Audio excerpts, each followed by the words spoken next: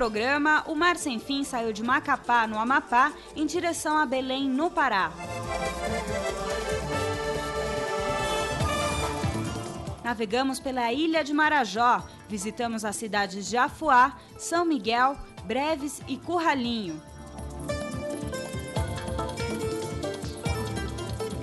Hoje você vai acompanhar a nossa visita a Belém do Pará, a cidade das mangueiras.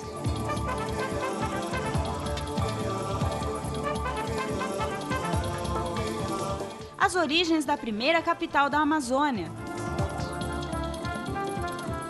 O Porto do Pará. O Teatro da Paz, retrato da riqueza na época da borracha.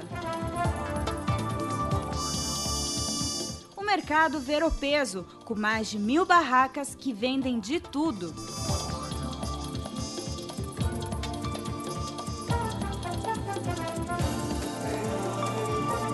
O Museu Emílio Gueldi, uma instituição de pesquisa exemplar. Bem-vindos a bordo do Mar Sem Fim.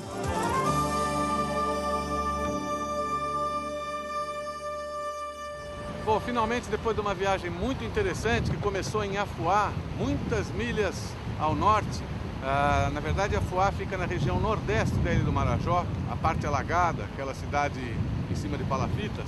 Depois nós saímos de lá, descemos o canal do Vera Grande, entramos pelo Furo dos Macacos até chegar em Breves. Depois de Breves nós fomos para Curralinhos, finalmente saímos no Rio Pará, subimos o Rio Pará e estamos agora chegando em Belém. Atravessamos aí, fizemos a foz do Rio Amazonas todo. E agora estamos chegando no Porto de Belém, que é uma cidade bastante interessante também.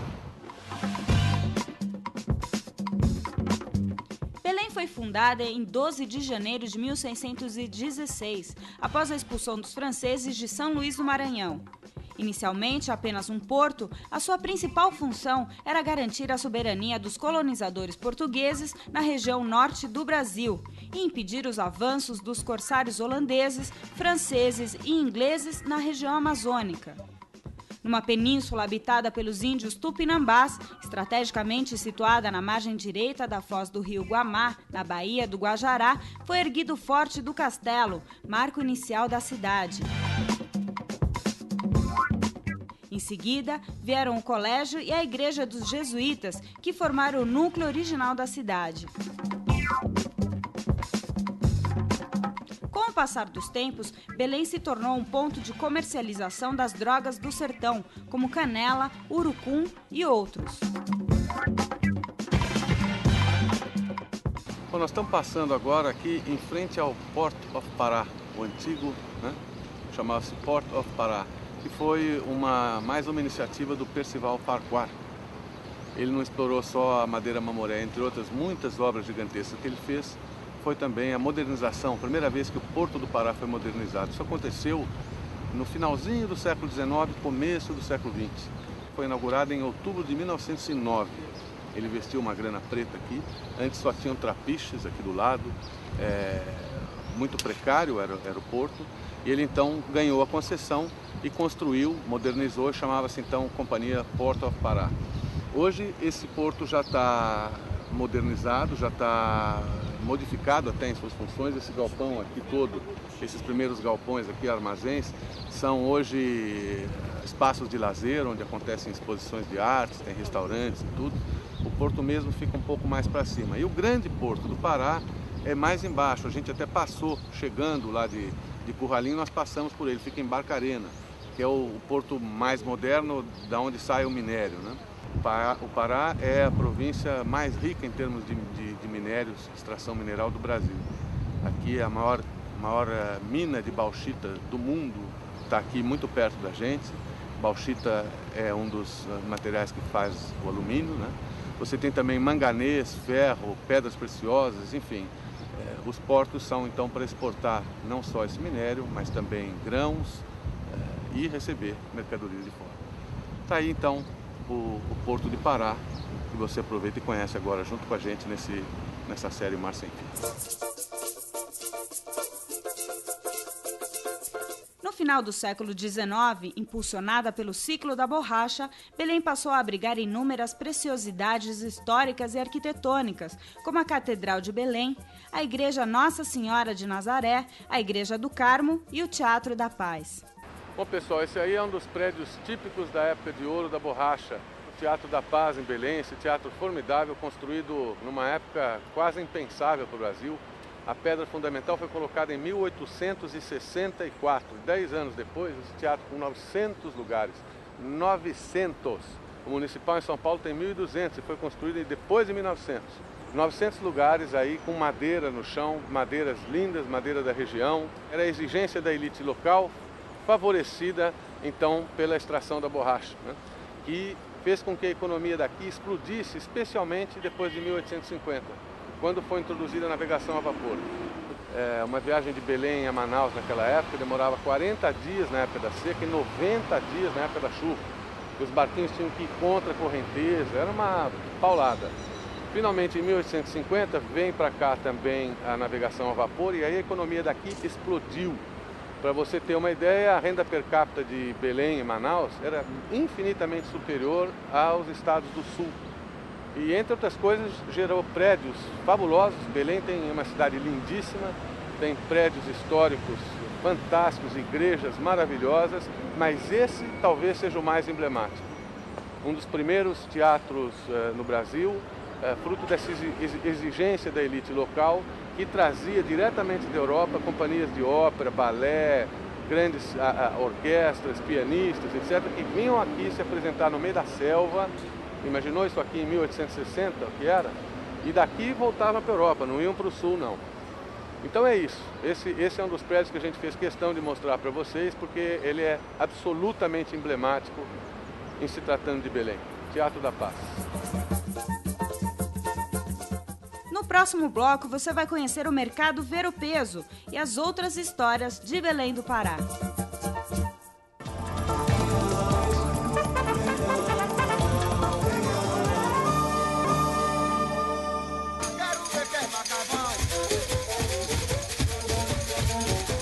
Chegando em Belém, o Mar Sem Fim ficou atracado na Base Naval do Pará, espaço gentilmente oferecido pela Marinha do Brasil. Toda esta zona portuária é hoje conhecida como Complexo do Ver-o-Peso. Após a fundação de Belém em 1616, às margens do Rio Pará, se estabeleceu ali o ponto de chegada e saída dos barcos e navios que penetravam o imenso Amazonas ou se dirigiam ao mar. Em 1688, por solicitação da Câmara de Belém, com objetivos fiscais, foi criado o Ver-o-Peso, uma espécie de alfândega para a pesagem das mercadorias. No início do século XX, no auge da borracha, a paisagem do Ver-o-Peso sofreu novas mudanças. Os ingleses modernizaram o porto e construíram um mercado pré-fabricado, com ferro trazido da Inglaterra. Começando aqui por baixo, o que a gente tem aqui embaixo? Aqui nós temos genipapo graúdo. Esse aqui é amassado? É, o genipapo. E esse miúdo, é genipapo também. Agora nós temos aqui o inajá, que é uma fruta que é uma palmeira. Bacuripari também é palmeira. Esse aqui também é velhinho, ele tem mais bonito. Bacuri? Pari. Agora nós temos aqui a fruta-pão, que é só semente que a gente come cozido. Parece a castanha portuguesa gostosa. O nosso buriti, que faz o vinho, faz até o bronzeador dele. Faz o mingau de arroz com buriti, que é uma delícia. Vinho? Do buriti. Aqui é o cupuaçu que eu quebrei agora, esse cupuaçu. Aqui é a pupunha. Carmelita, me dá um jambo? Posso pegar um? Esse aí é o jambo com óleo, esse aqui é o engaxinelo. Esse aqui é o muruci. Murici? É, muruci esse aí. Esse aqui é doce também? Não, esse aí tem um azedinho, mas ele é gostoso. Pode comer com açúcar. Esse aqui é o jambo, uma fruta que parece com pera, que eu comi por aí na ilha de Marajó e fiquei encantada. É uma delícia essa fruta. Agora tem esse bacuripari aqui, olha. Pode provar. Uma delícia esse bacuripari. Vamos acabar aqui nessas frutas, Carmelita? Vamos do jambo pro? Pode provar, bacuripari. Bacuripari. Tem essa manga famosa aqui. Sabe o nome dela? Essa manga aqui, o pessoal não vai dizer o nome, né? Mas o nome verdadeiro dela é manga dessa aqui, é verdade. Aqui o pessoal do Pará, então, não pode reclamar de falta de fruta, de variedade, né? Não reclama de nada, ele reclama do preço quando tá muito caro. Mas eles compram. Quanto que custa um bacuri desse? Olha, se for comprar só um desse é R$1, mas se levar 6, é R$5. Carmelita, quanto tempo você tem aqui, você fica no Ver o Peso? Olha, eu tenho de ver o peso 33 anos. Carmelita, foi um prazer te conhecer, viu? É meu. Obrigada. Sucesso aí por mais 30 anos no Ver o Peso, hein? Opa!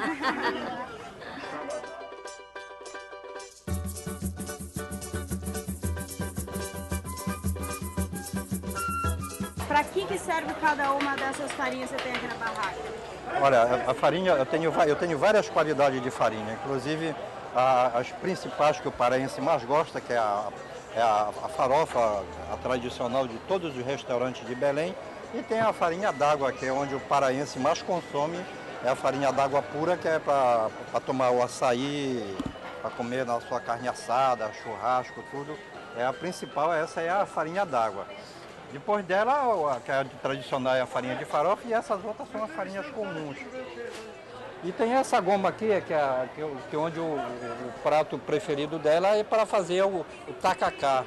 O tacacá, como a maniçoba e o vatapá, o caruru, são pratos tradicionais do paraense que às vezes ele tira para almoçar, para fazer uma hora de almoço, ou então para fazer uma hora vamos dizer, de uma refeição. Então, tudo isso eles tiram o nosso prato tradicional. Não tem negócio de quentura, não tem negócio de frio, esse negócio todo. O paraense consome ele de qualquer forma que tiver. Ou toma o tacacá, até na hora do almoço você pode verificar em bancas aí, está cheia de pessoas tomando o tacacá na hora de almoço.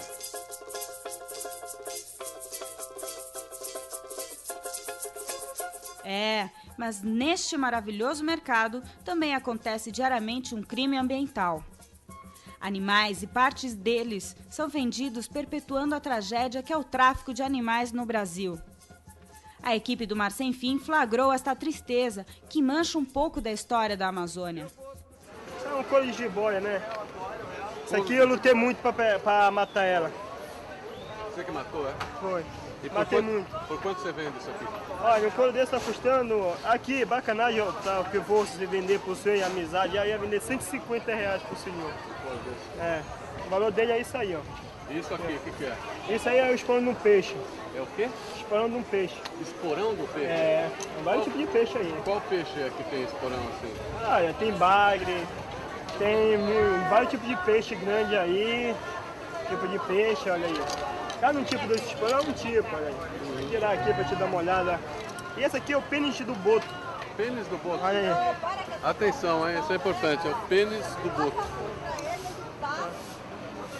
Olha só. E é turista que compra essas coisas? É, turista. Aqui o que é essa bocona enorme aqui? Tubarão. Tubarão? É. Olha aí. Isso aqui é aquela língua do pirarucu para lixar guaraná. Castanho guaraná. É língua do que isso aí? Pirarucu. Pirarucu. É para lixar. Escama do pirarucu. Isso aqui é escama do pirarucu para fazer lixa de unha. Esse aqui é a costela das cobras. Essa aqui é a costela, essa aqui é a espinha. Olha. E esse aqui, o que tá aqui dentro? Aqui é o atrativo comum. Tem para amassar, tem para afastar, tem para segurar. Ah, é? É os perfumes. Como é que vocês chamam? Boa? Jiboia. Jiboia. Serpão. Poxa. E essa aqui vende por quanto? Quanto essa pele? 50? R$50. 50 reais a Tá pele. com cabeça? Vem com a cabeça e Tá tudo, com olha. cabeça e tudo, ó. E vende muito isso aqui? Linda ela. É. Isso é de búfalo? É búfalo, fica bacana, olha. Tá ótimo. Tá linda. É, ó.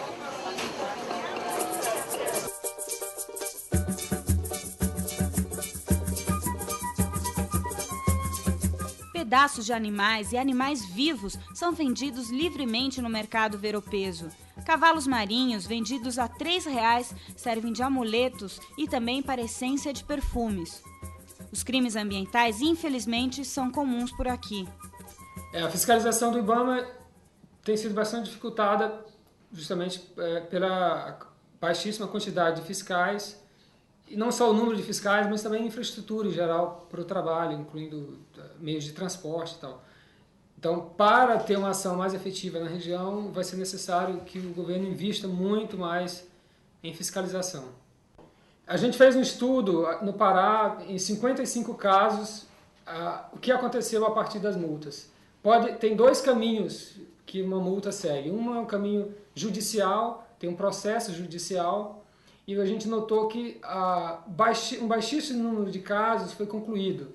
No outro caminho, que é o caminho administrativo, que acontece na esfera do IBAMA, a gente também tem notado, e tem alguns relatórios, inclusive do Tribunal de Contas da União, que mostra que é baixíssima a capacidade de cobrar as multas que são emitidas pelo IBAMA.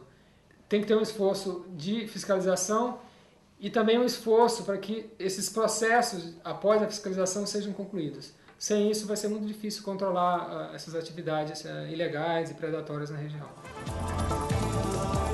No próximo bloco, a equipe do Mar Sem Fim continua sua visita a Belém do Pará. Você vai conhecer o Museu Emílio Gueldi e a origem da civilização amazônica.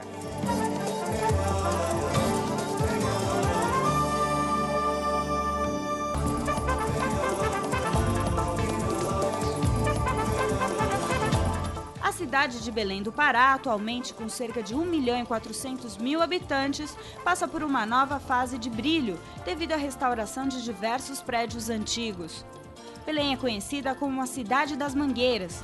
Quase todas as ruas aqui são tomadas por frondosas árvores dessa espécie.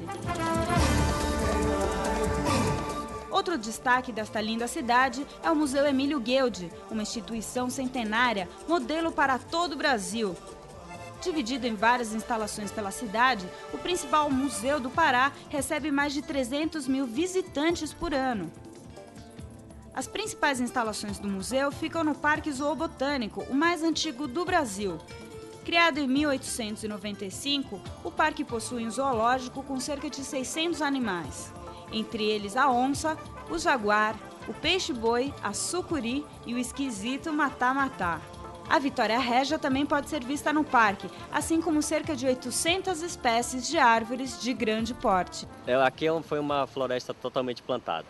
Digamos que 10% existiam anteriormente. E essa árvore aqui, que é o guajará, é a árvore mais antiga do parque. Por que se sabe? Porque é a única que existe, que é remanescente do passado.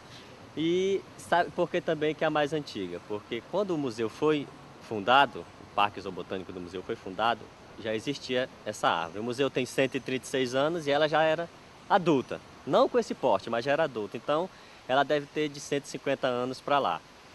E qual que é um ponto interessante dessa espécie? É que essa é a espécie tipo. O que é uma espécie tipo? É a espécie na qual o autor se baseia para descrever todos os indivíduos daquela espécie. E fica marcado aquele local, ou seja, quem quiser ver a espécie tipo de guajará no mundo todo, vai vir aqui no Museu Gueldi, que esse foi o indivíduo que ele elegeu para descrever os outros indivíduos dessa espécie.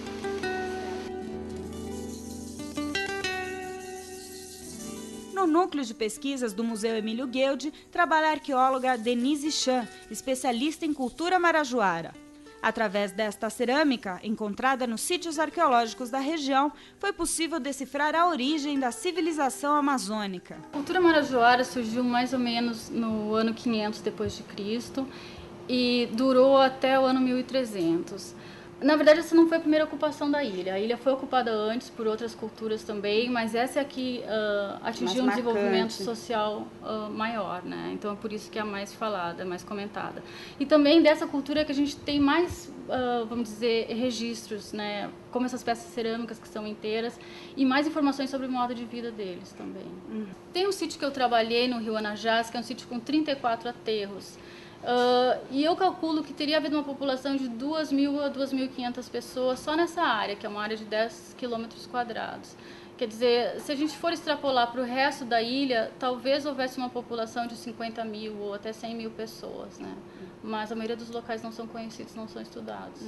Essas cerâmicas que nós estamos vendo foram encontradas recentemente? Olha, essas cerâmicas são cerâmicas aqui da coleção do Museu Guild e elas fazem parte de coleções particulares, foram doados aqui para o museu, porque, na verdade, os aterros, a maioria deles estão localizados em fazendas, em propriedades particulares. E desde o final do século XIX, quando eles foram descobertos, surgiu esse interesse, né, pela cerâmica. E o que aconteceu? Primeiro foram pessoas ligadas a museus, pesquisadores que foram nos aterros fazer escavações. Mas logo que o pessoal ficou sabendo que tinha esse material lá, começaram a querer explorar também, né? Então, isso é realmente um problema, porque vários sítios foram destruídos por causa dessa exploração.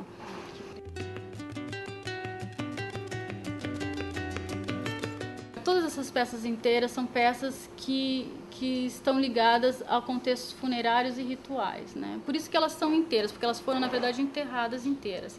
Então, a gente tem esses vasos grandes, que geralmente eram usados para enterramento mesmo. Os muito grandes, a gente acha que podem ter sido usados para enterramentos primários. Agora, esses, assim, foram usados para enterrar só os ossos, né? Certo. Então, o corpo passava, na verdade, por um processo de retirada, então, das partes moles, talvez simplesmente por deixar o corpo apodrecer.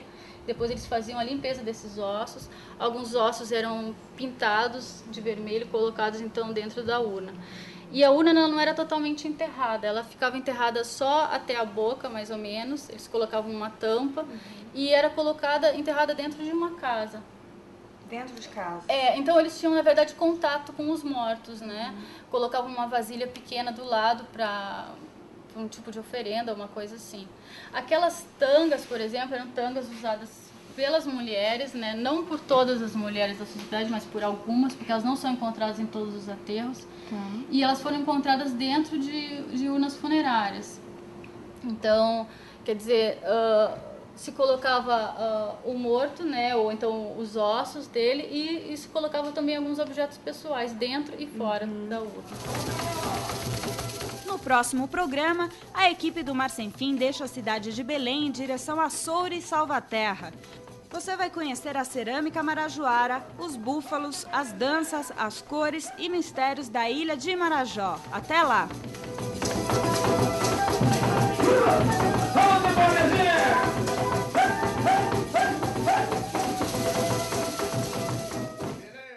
Reza a lenda que até a bomba de Hiroshima passou por aqui. Aquela bomba atômica, ela veio carregada ali. Uma das ameaças fortes que existem no Pará é o problema dos madeireiros. Nunca se acertam esse triângulo: madeireiros, Ibama e